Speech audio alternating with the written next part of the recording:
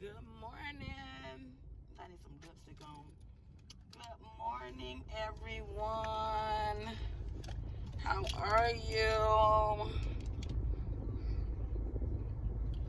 All right, got my notes ready.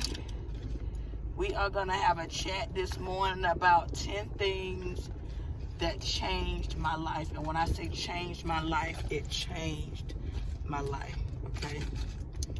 I go by these 10. Well, no, actually, it's 6. It's not 10. It's 6. It was 10, but the last 4 I'm not going to go through because those are kind of personal. But the first 6 I am going to go through because I think if it can bring me out of where I came from, it can definitely bring somebody else. I'm just a natural human like everybody. So the first one that we are going to go over is have an open mind about everything but be attached to nothing.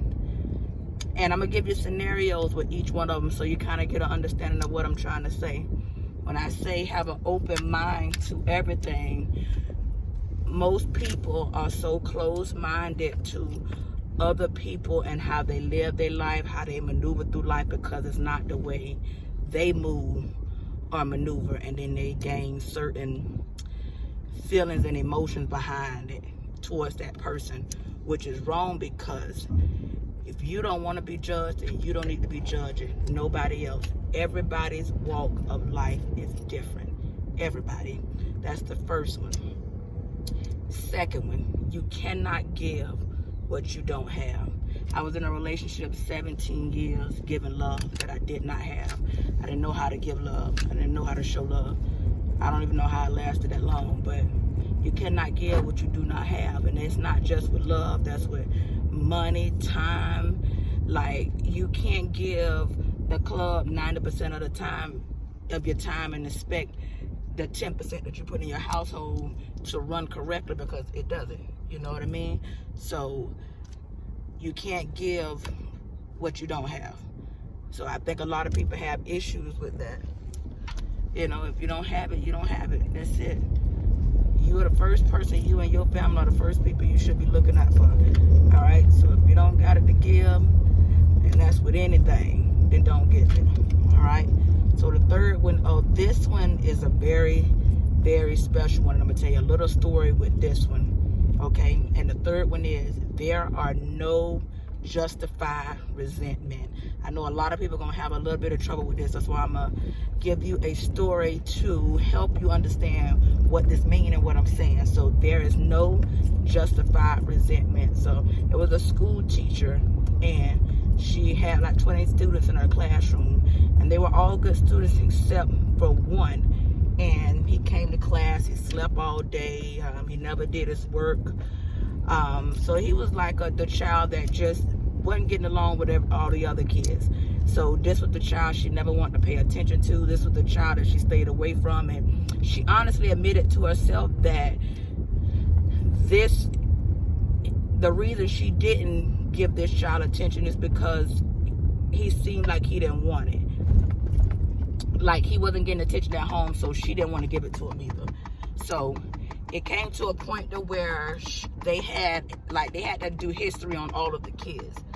And where they come, like their grade, like I guess they looked from the first grade to where they were, where he was at that time, and you know how he was. So his first grade teacher said this was an excellent student.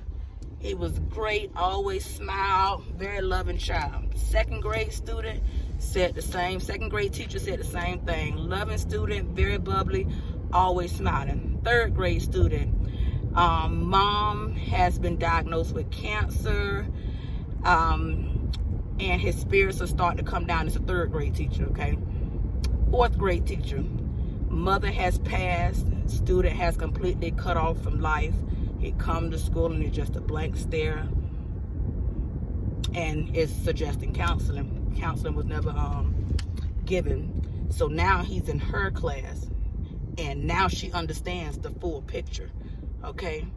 Now she understands why it is. So she went to school the next day, and she had told all the kids, it was like Christmas time, so all the kids brought her a gift, Well, he brought her, and they had it all nice and pretty wrapped with their parents, probably wrapped and everything, but he didn't have that. The dad that he was staying with wasn't really a good dad. His mom was really the sole provider. So he brought the teacher in a gift, and it was a bracelet that had some rhinestones. She opened it so proud, because mind you, she just read the report, and now she understands why he's in the stage that he was in at that time.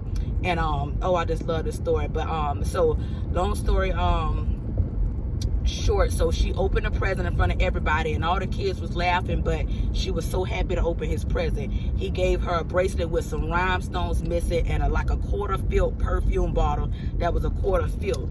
And because that's all he had, and he had it wrapped in a little paper bag. So she unwrapped it so happy. She put her bracelet on. She sprayed herself with perfume, and she told him that was the best gift that she had got. So from there, she got a smile. She got a smile out of him. And she started to work with him a lot more. You know, she started to work with him a lot more. She started to understand that, you know, she wasn't teaching until he taught her how to teach. So long story short, they started to get together, you know, so he had to graduate out the class or whatever. So 6 years after he graduated out the class, he wrote her a note, and he wanted her to know that he had graduated high school and that she was still his best teacher. And so after that, he wrote him 4 years later, told him that he's in college, he graduated with honors, top of his class, and that he was going back to school to be an MD. Wrote her again 6 years later, and this time when he wrote her, he had a full name with MD behind it, and still said that she was his favorite teacher. So then the next time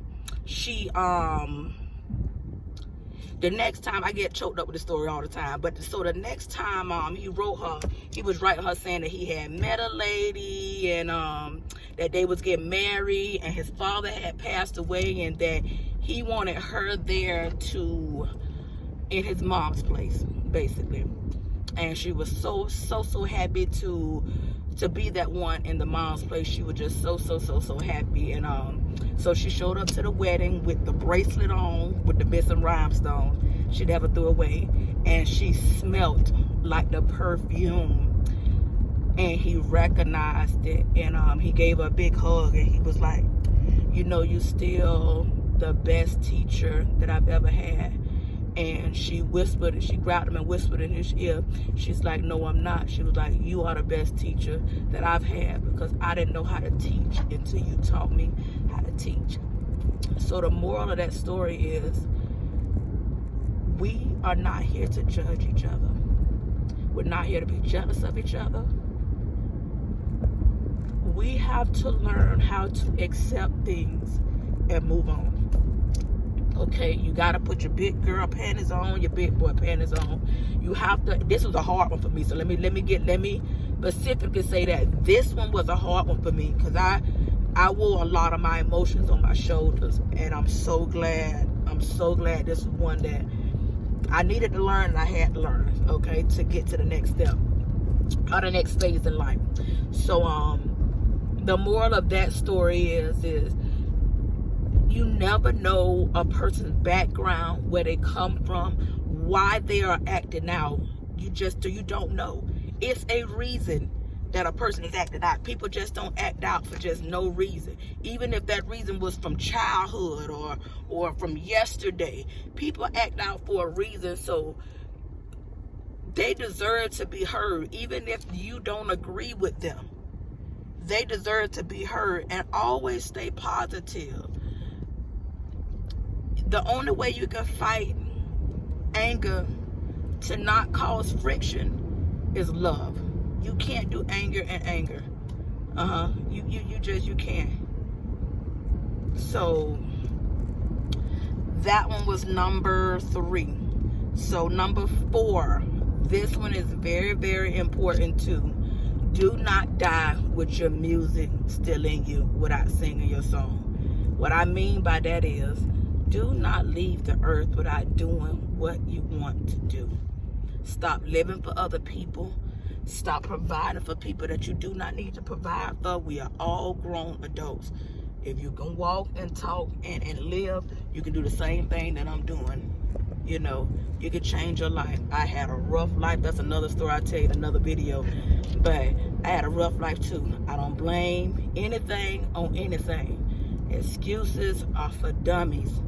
You have to take responsibility on. I don't care if whatever happened in your childhood, is your responsibility to take responsibility of what happened. Because if you let someone else take the responsibility of what happened, then you're going to have that lingering on your life for the rest of your life. But if you take responsibility of the issue and throw it away and say, I'm done with it, you have sole priority of that situation and you're done. Okay? And be done with it.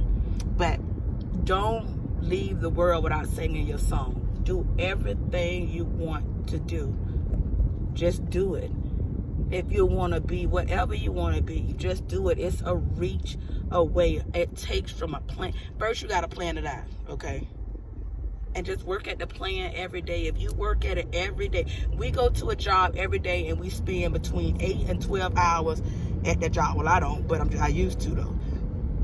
And we spend at least 8 to 12 hours at that job, giving them our time and energy. If we put, and that's why they are millionaires. Okay, but if we put that same time and energy into what we want to do, you'll be a millionaire too. If you sold something for $1 and a million people bought it, you are a millionaire. It is several ways to become a millionaire.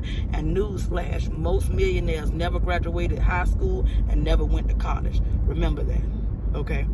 All right. So we're gonna go to number 5. Oh, this is a great one. A lot of people are going to have a hard time. I used to have a hard time with this one too. And that's embracing silence. That to me is so important, to be able to be calm in the midst of the storm. I think that is so important, to be calm in the midst of the storm, because or the mix of the chaos. You know what I mean? Like, you got to be able to center yourself back, because in reality, doesn't matter what goes on, you still got to deal with it, and you still got to keep living. So instead of focusing on why this happened to me, why am I going through this, just find a solution. That's it.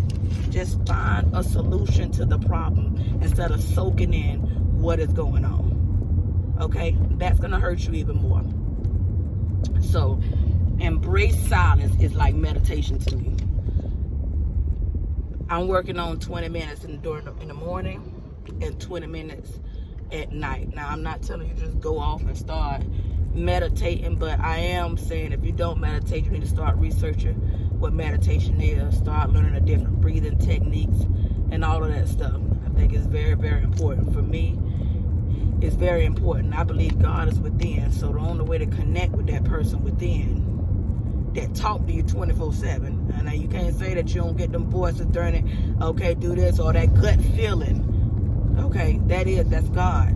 But that's a whole nother video too. But so number 5, embrace silence so that you can connect. If you embrace silence, then you connect. Like, that's a whole nother video. So embrace silence, meditate if you can, and if you don't know how to do it, learn how to do it. So number 6.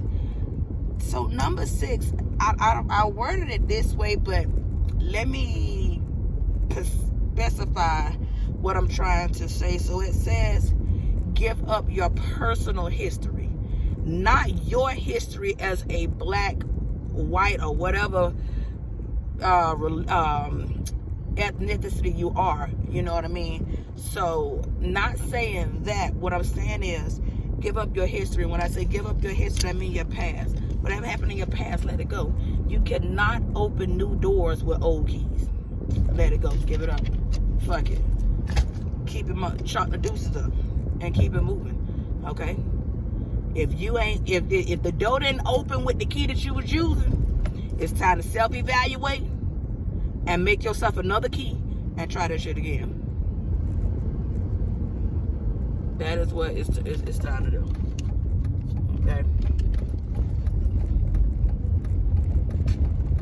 All right, I'm almost to the shizop. Okay, got a couple clients for the day, and I'm off to the races. All wonderful, wonderful, awesome day. Peace, love, and happiness as always. You guys stay safe. And oh, somebody was texting me. Good morning. Okay. All right. So yeah. Peace, love, and happiness. Have a great day.